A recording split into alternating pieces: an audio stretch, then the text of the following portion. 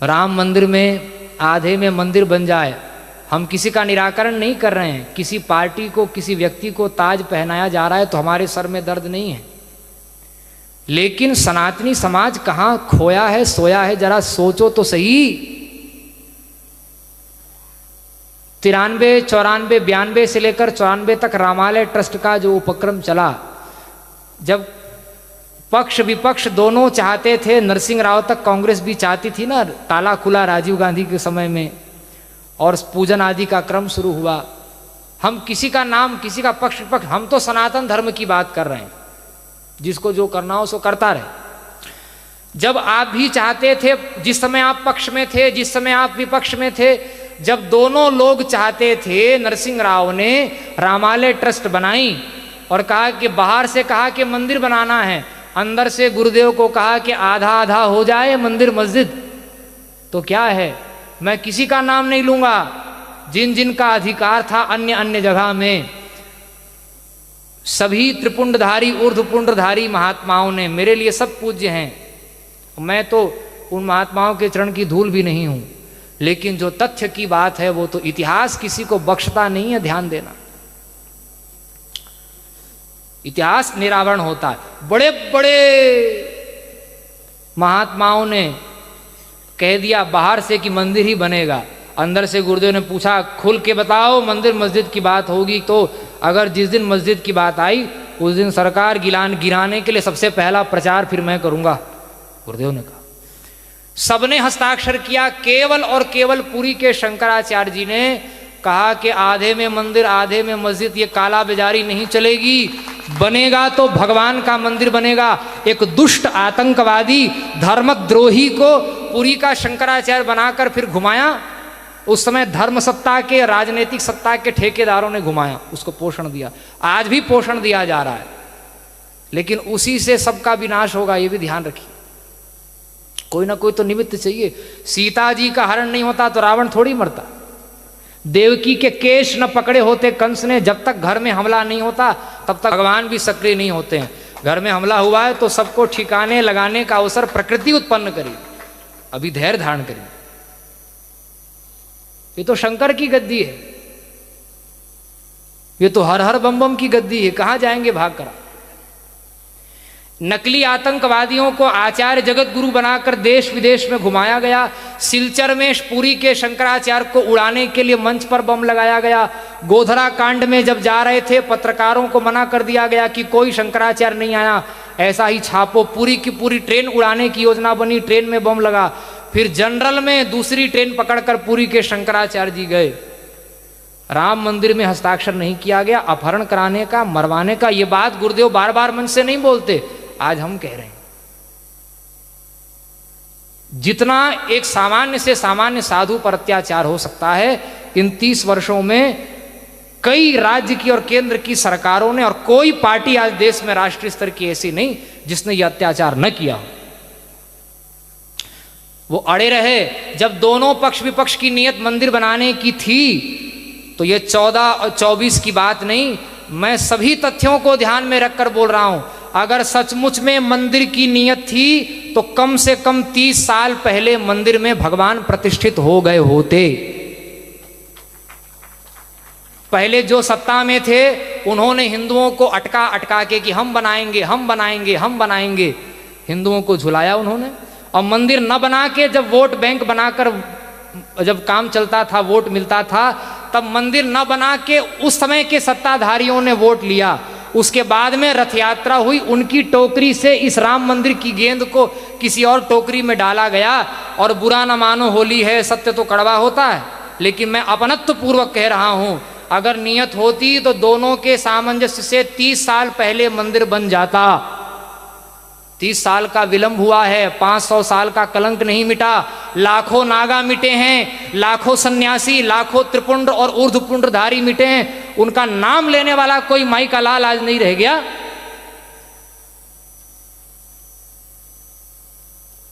चरखा चलाने से आजादी मिली, कोर्ट के पर्चे भरने से राम मंदिर बन गया। 30 साल पहले राम मंदिर बन गया होता अगर उसका राजनैतिकरण नहीं किया गया होता। उस समय जो सत्ता में थे आज जो सत्ता में हैं, दोनों ने जब अटका करके मंदिर को वोट मिल सकता था तब अटका के वोट लिया, और जब देख लिया 14 से 17 तक कि अब पुलवामा अटैक हुआ, उसके बाद अकल आई, अपना सच्चा वोट बैंक पहचान लिया कि अब तो सरकार 50-50 में 19 में ही आने की बात हो गई थी। तब हुआ कि अब मंदिर बना कर ही जब हम सत्ता में रह सकते हैं, तब मंदिर न बनाना भी राजनीति, मंदिर बनाना भी राजनीति, दोनों ढंग से तब बना के ही वोट लिया है। 30 साल का विलंब लगाने वाले पक्ष विपक्ष के लोगों के सर पर हम लोग ताज पहनाने जा रहे हैं। और जिन्होंने हस्ताक्षर किया उस समय सरकार की कोई सुरक्षा नहीं, कोई रेल का रिजर्वेशन नहीं, कोई सुविधा नहीं। जिस धर्माचार्य ने अपहरण मारने की धमकी, फोन कॉल और एक नकली धर्माचार्य बना करके आतंकवादी जिसको 100 बार फांसी दी जाए तो कम है। विवेकी का दायित्व अधिक होता है। आतंकवादी हर समय में होते हैं। आतंकवादी को नियंत्रित न करने वाला राजा सबसे पहले दंड का अधिकारी होता है। उसको दंड कौन देगा?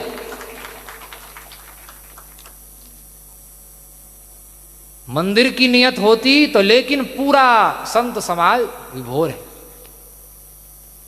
हम भी विभोर हैं कि भगवान प्रतिष्ठित हो रहे हैं। खून के आंसू रोए हैं महात्मा, तब मंदिर बना है। चलो लाखों व्यक्तियों की शहादत का ताज अगर 1-2 लोगों के खोपड़ी में जा रहा है तो हमारे सिर में दर्द नहीं है।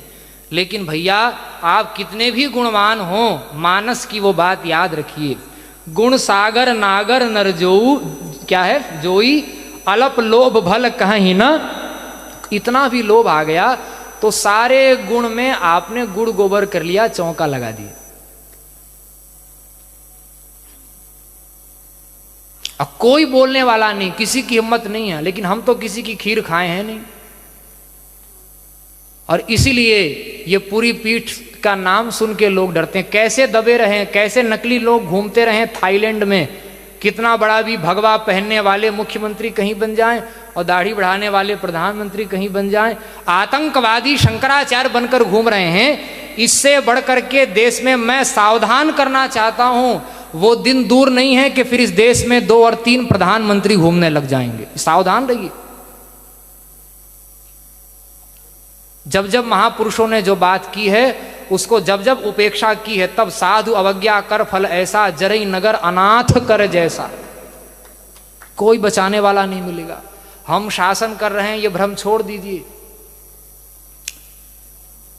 साधुओं की जो जादुई पोटली होती है ना, उसमें कई विक्रमादित्य, कई चंद्रगुप्त छुपे हुए हैं। ये भ्रम बढ़िया से धो लें। वोट के बल पर शंकराचार्य नहीं बने हैं पूरी। आज हमें प्रसन्नता है कि राम मंदिर का काम हो रहा है, लेकिन जिन आचार्यों ने इतना त्याग किया,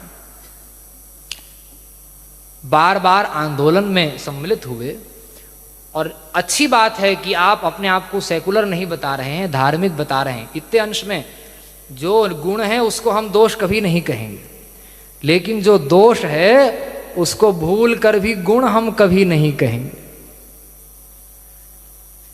तो ये भारत की भूमि, ये आचार्य चरण कितना कष्ट सहते हैं।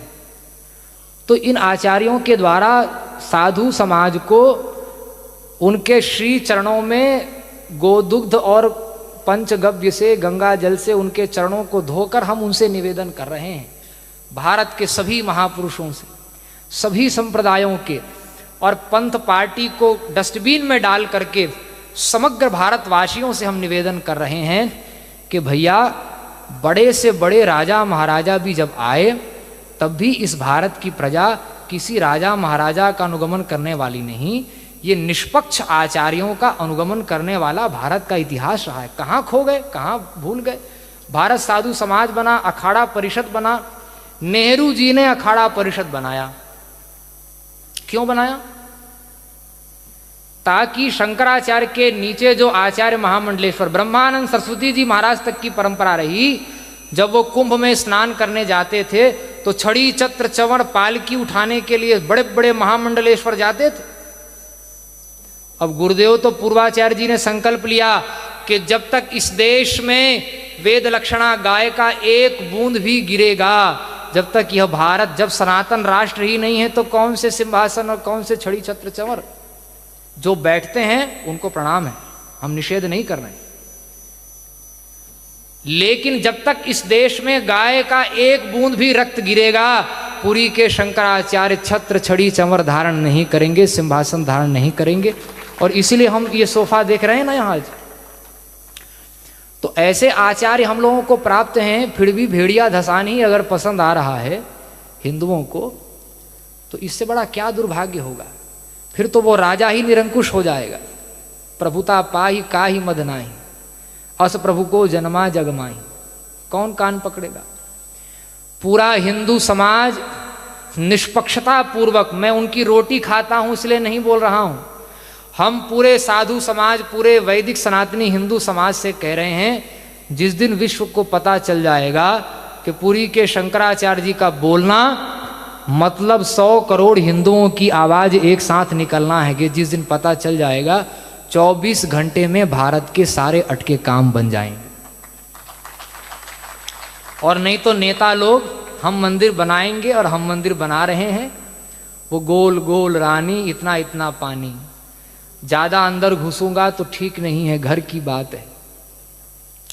और भारत हमारा घर ही है।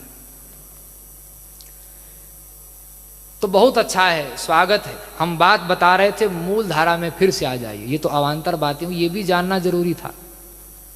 महाराज अखाड़ा परिषद बना जब, उसका एकमात्र उद्देश्य था कि आचार्य महामंडलेश्वर, महामंडलेश्वर, मंडलेश्वर, श्री महंत, महंत और नागा, ये शंकराचार्य राजा होते थे। आदि शंकराचार्य जी ने अखाड़े नहीं बनाए। आदि शंकराचार्य जी के 1000 साल बाद चारों पीठ के शंकराचार्यों ने अखाड़े बनाए। ये बात भी जानना चाहिए। शंकराचार्य की सेना, ये जो नागा हैं, मंडलेश्वर, महामंडलेश्वर हैं, ये कहीं संघर्ष का केंद्र यही न बन जाएं, इसलिए उस समय के लगभग सन 52 की बात है। पूरा हमने इतिहास एक पुरानी पुस्तक में पढ़ा है, कई पुस्तकों में बहुत कुछ संग्रहित किया है। 51-52 में ये हुआ। बाद में पीछे भारत साधु समाज बना, अखाड़ा परिषद बनाया। उसका उद्देश्य था, 52 से 56 तक पूरी प्रक्रिया चली थी। नेहरू जी गए थे प्रयाग के कुंभ में, जूता पहनकर गंगा में घुस गए थे, बड़ा भारी विरोध हुआ था।